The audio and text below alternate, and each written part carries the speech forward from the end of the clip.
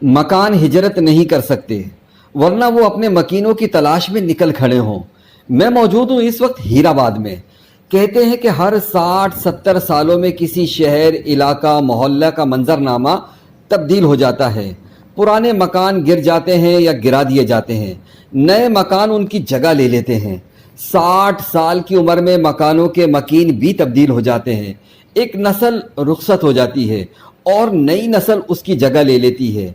हीराबाद में बहुत सारे छिपा बरादरी से वाबस्ता लोग हिंदुस्तान से हिजरत कर कर इसी जगह यानी रूप महल हीराबाद में रिहाइश पजीर हुए थे।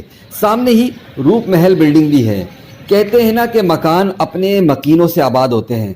इस घर की वीरानी और इस पे लगा ताले से मुझे अंदाज़ा हुआ कि क्या दौर था वो भी। इस घर के एक एक मकीन से शनासाई थी।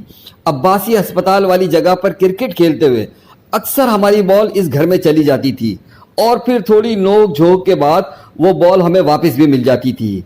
हीराबाद में बचे कुचे पुरानी तर्ज के मकानों में ये मकान भी अपने मकीनों को ज़रूर याद करता होगा। और देखा जाए तो हीराबाद के अंदर एक यादगार मकान भी है। इस मकान के लोग जहां भी हो अल्लाह उन्हें शादो आबाद रखे। वॉइस ऑफ हैदराबाद से मोहम्मद इमरान।